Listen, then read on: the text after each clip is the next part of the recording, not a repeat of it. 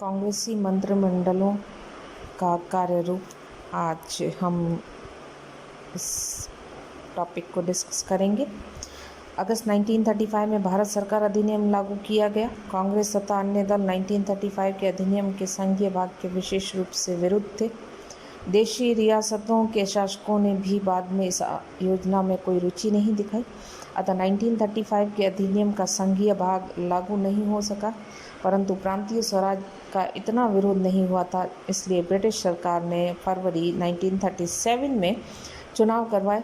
यद्यपि कांग्रेस 1935 के अधिनियम के विरुद्ध थी, तथापि इसने संविधान 1935 के अधिनियम को अंदर से नष्ट करने की दृष्टि से विधानमंडलों के लिए चुनाव लड़ने का निश्चय किया। मुस्लिम लीग तथा उदारवादियों ने भी अनेक कारणों से 1935 के अधिनियम का विरोध किया था, परंतु उन्होंने भी इस अधिनियम को जांचने की दृष्टि से विधानमंडलों के चुनाव लड़ने का निश्चय किया। इस प्रकार फरवरी 1937 में विधानमंडलों के चुनाव में अनेक दलों ने भाग लिया। ब्रिटिश भारत के कुल 11 प्रदेशों से 6 प्रदेशों मद्रास, बम्बई, संयुक्त प्रदेश, बिहार, मध्य प्रदेश और उड़ीसा के विधानसभाओं में कांग्रेस को बहुमत मिल गया। बंगाल, असम और पश्चिमोत्तर प्रदेश में वह सबसे बड़ी पार्टी थी। पंजाब और सिंध में कांग्रेस का प्रदर्शन अच्छा नहीं रहा। इन चुनावों में मुस्लिम लीग को विशेष सफलता नहीं मिली। ब्रिटिश भारत के मुसलमानों के लिए कुल 482 स्थान निर्धारित किए गए। उनमें से मुस्लिम लीग को चुनावों में केवल 61 स्थान प्राप्त हुए। मुस्लिम लीग को मुस्लिम बहुमत प्रदेशों पंजाब, बंगाल, उत्तर पश्चिमी सीमा प्रांत इत्यादि में कोई महत्वपूर्ण सफलता नहीं मिली, बल्कि जो भी स्थान प्राप्त हुए वे अधिकतर हिंदू बहुमत प्रांतों में मुसलमानों के स्थान प्राप्त हुए। इससे एक बात स्पष्ट हो जाती है कि 1937 में मुस्लिम लीग का मुसलमानों में बहुत कम प्रभाव था। जो भी प्रभाव इसका मुसलमानों में था वह हिंदू बहुमत प्रांतों तक ही सीमित था। पंजाब में यूनियनिस्ट पार्टी, बंगाल में प्रजा पार्टी तथा स्वतंत्र उम्मीदवारों का विशेष प्रभाव था। चुनाव परिणामों से एक बात यह भी स्पष्ट हो गई कि कांग्रेस का भी मुसलमानों में विशेष प्रभाव नहीं था।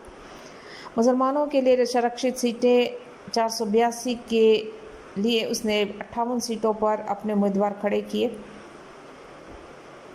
जिनमें से वह केवल 26 सीटों पर विजयी रही। इन 26 सीटों में भी 15 सीटें पश्चिमोत्तर प्रांत की थी, जहां बादशाह अब्दुल गफ्फार खां और डॉक्टर खान कांग्रेस का नेतृत्व संभाले हुए थे।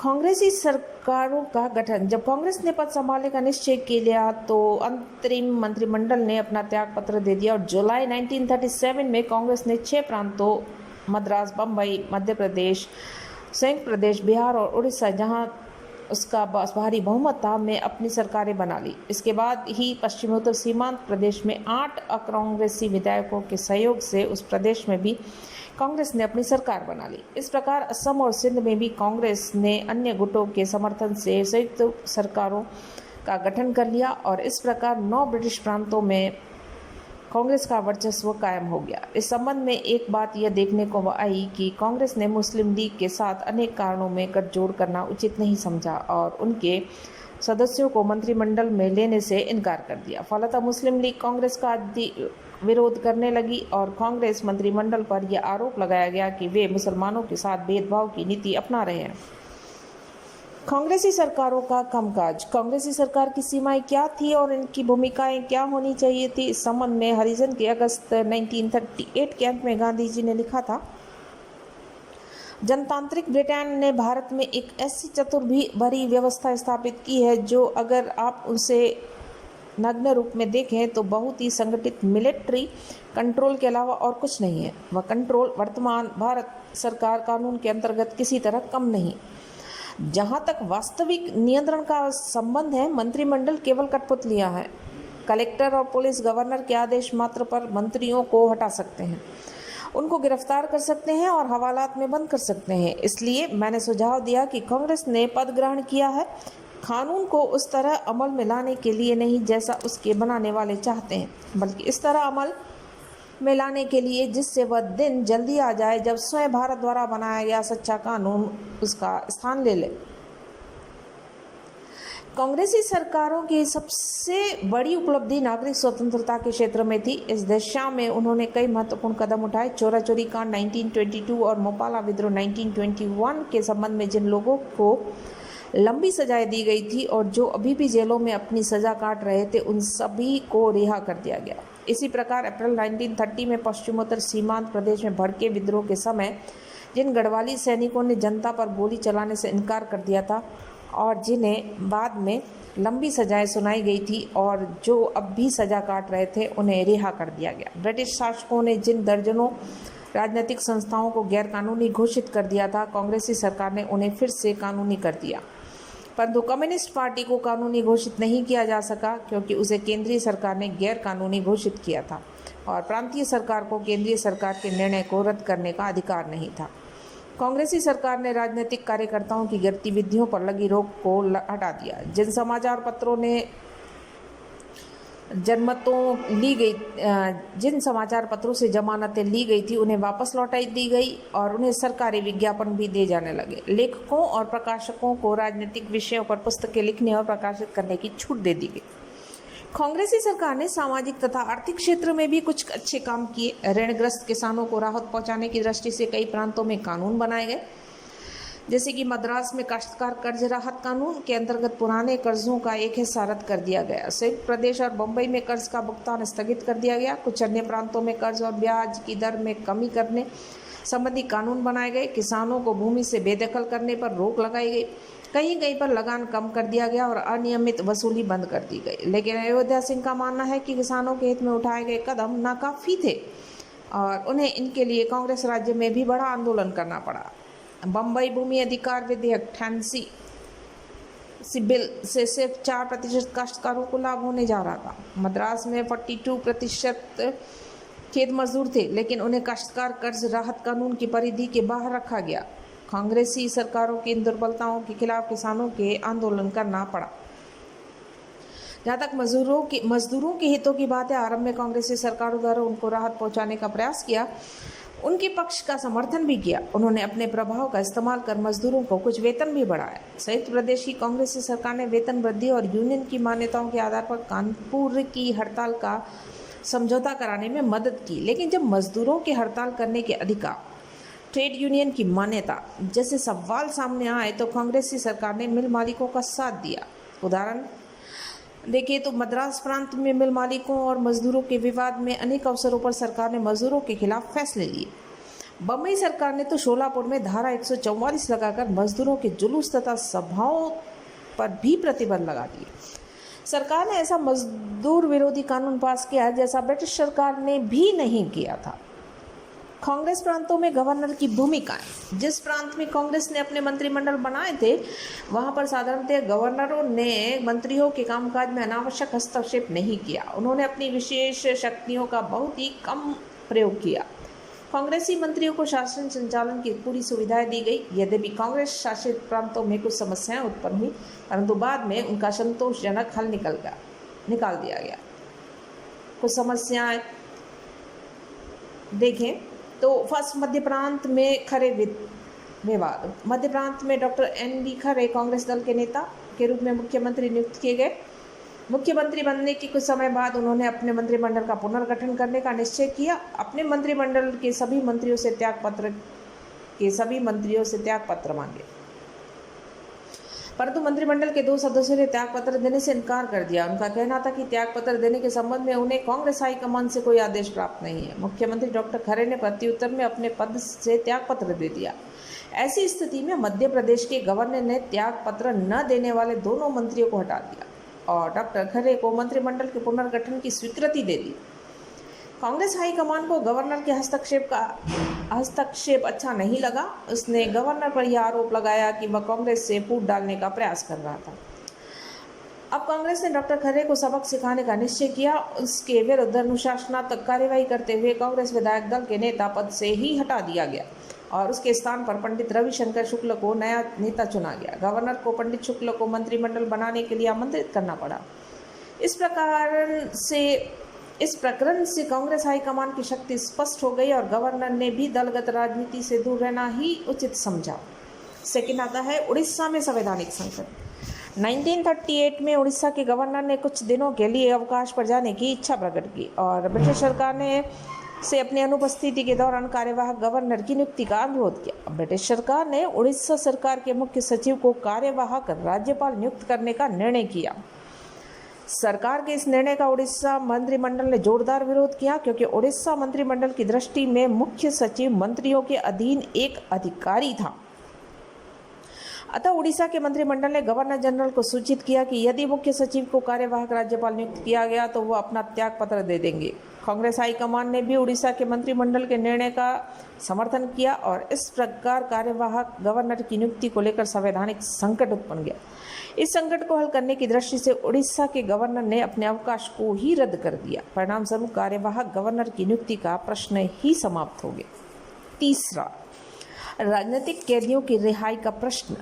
फरवरी 1938 में उत्तर प्रदेश और बिहार की कांग्रेसी सरकारों ने राजनीतिक बंदियों को रिहा करने का विचार किया, परंतु उपयुक्त दोनों प्रांतों के गवर्नरों ने शांति एवं व्यवस्था के नाम पर बंदियों की रिहाई का विरोध किया। गवर्नर जनरल ने भी 1935 के अधिनियम की धारा 126 के अंतर्गत प्रांतीय गवर्नरों को आदेश जारी कर दिए वे अपने मंत्रियों के इस निर्णय का विरोध करें, क्योंकि इससे उनकी विशेष जिम्मेदारियां शांति एवं व्यवस्था बनाए रखने पर प्रभाव पड़ेगा और यह मामला मंत्रियों के अधिकार क्षेत्र में नहीं है।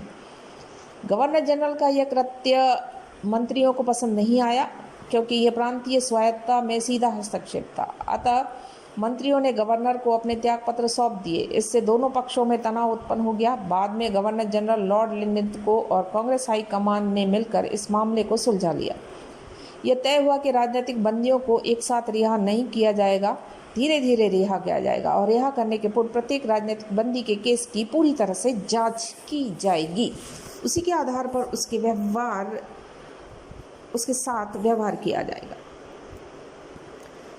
नेक्स्ट है मुसलमानों को परेशान करने का आरोप। उत्तर प्रदेश में सरकार बनाते समय कांग्रेस ने मुस्लिम लीग को सत्ता में भागीदार देने से साफ इनकार कर दिया।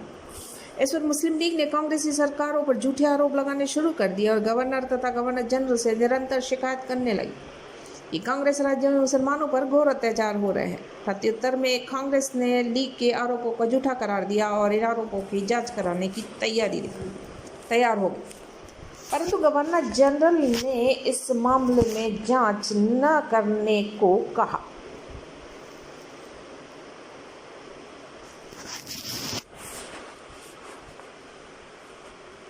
अतः जांच नहीं हुई। बूचर महोदय ने लिखा है, वाइसराय ने यह अनुभव किया कि जिन्ना के लिए कांग्रेस सरकारों के आम मुस्लिम विरोधी कार्यों को सिद्ध करना अत्यंत कठिन हो जाएगा। इसके अलावा प्रांतीय गवर्नरों को इस बात से पूरी तसल्ली थी कि कांग्रेसी मंत्रियों द्वारा मुसलमानों के विरुद्ध कोई भेदभाव नहीं दिखाया गया है। मुस्लिम लीग की इस आरोप में सत्य का लेश मात्र अंश भी नहीं था और इसका एकमात्र ध्येय कांग्रेसी सरकार को बदनाम करना था। फिफ्थ, मंत्रालयों का कार्यकाल। 1937-39 की अवधि में कांग्रेसी मंत्रिमंडल सुचारू रूप से कार्य करते रहे। इस अवधि में ये रूढ़ी अथवा परंपरा कायम की गई। विधानसभा में बहुमत दल के नेता को ही सरकार बनाने के लिए नियंत्रित किया गया। प्रत्येक प्रांत में मंत्रिमंडल तभी तक बना रहता जब तक कि विधानसभा में बहुमत का समर्थन प्राप्त था, परंतु गैर कांग्रेसी प्रांतों में इसके अपवाद भी मिलते हैं। 1942 में सिंध के गवर्नर ने मुख्यमंत्री अल्लाह बख्श को हटा दिया, यद्यपि उसको विधानसभा में बहुमत प्राप्त था। सिंध, बंगाल और पश्चिम उत्तर प्रांत में अल्पमत वाली मुस्लिम लीग को सत्ता में बनाए रखने की कोशिश की गई। ये बातें संविधान और प्रांतीय स्वायत्तता की भावना के विरुद्ध थी। संविधान के अनुसार विभागों का वितरण गवर्नर के हाथ में था, परंतु उन्होंने प्राय मुख्यमंत्रियों की सलाह अनुसार ऐसा किया। इससे एक परंपरा विकसित हुई कि मंत्रियों के विभागों का वितरण मुख्यमंत्री की सलाह से होना चाहिए। इस प्रकार मंत्रिमंडल के सामूहिक उत्तरदायित्व के सिद्धांत पर भी अमल किया गया। प्रांतीय विधानसभा को अविश्वास प्रस्ताव पारित कर मंत्रिमंडल को हटाने का अधिकार था और विधान सभा के सदस्यों को मंत्रियों से प्रश्न पूछने का अधिकार। कांग्रेसी सरकारों ने अल्पसंख्यकों के मंत्रिमंडलों में प्रतिनिधित्व देने की परंपरा को भी विकसित किया। केवल उड़ीसा प्रांत उसका अपवाद रहा, क्योंकि वहां कांग्रेस को कोई योग्य मुस्लिम उम्मीदवार नहीं मिला पाया। मुसलमानों ने इस संबंध में आंदोलन भी किया और वे उड़ीसा के गवर्नर से भी मिले, परंतु गवर्नर ने मुख्यमंत्री के कार्य में हस्तक्षेप करने से इनकार कर दिया। उसने मुसलमानों को यह आश्वासन अवश्य दिया कि चाहे किसी मुसलमान को मंत्रिमंडल में शामिल न किया गया हो, परंतु मुसलमानों के हितों पर कोई आंच नहीं आने दी जाएगी और वे बिल्कुल सुरक्षित रहेंगे। सातवां आता है नौकरशाही का आचरण। 1935 के अधिनियम के लागू किए जाने के पूर्व ब्रिटिश सरकार ने आदेशानुसार नौकरशाही ने कांग्रेसी नेताओं एवं कार्यकर्ताओं पर काफ़ी अत्याचार किए। बड़े बड़े अधिकारियों को भी यह भय सताने लगा था कि कांग्रेसी मंत्री उनके तंग करेंगे और प्रतिशोध की भावना से काम करेंगे। ब्रिटिश सरकार भी आने वाली स्थिति से चिंतित थी। अतः 1935 के अधिनियम में नौकरशाही के हितों को सुरक्षित रखने की दृष्टि से बहुत से संरक्षण रख लिए गए। वस्तुतः नौकरशाही ब्रिटिश शासन के लिए रीढ़ की हड्डी का काम देती थी। अतः बड़े बड़े अधिकारियों की नियुक्तियां, सेवा की शर्तें भारत सचिव तथा उसकी परिषद के अधीन कर दी गई। उनको मंत्रियों के नियंत्रण से मुक्त रखा गया। दूसरी तरफ कांग्रेसी मंत्रियों को भी यह आशंका थी कि नौकरशाही उनके आदेशों का पालन नहीं करेगी। इस प्रकार मंत्रिमंडलों के गठन के समय नौकरशाही को मंत्रीगण दोनों एक दूसरे के प्रति भय एवं आशंका से ग्रस्त थे, परंतु शीघ्र ही दोनों का भ्रम टूट गया और दोनों मिलजुल कर काम करने लगे। जब उत्तर प्रदेश के मुख्य सचिव ने मुख्यमंत्री से पूछे बिना एक अनुचित परिपत्र सर्क्यूलर जारी कर दिया तो मुख्यमंत्री ने तत्काल उससे स्पष्टीकरण मांगा और परिपत्र को रद्द कर दिया। गवर्नर अथवा गवर्नर जनरल ने इस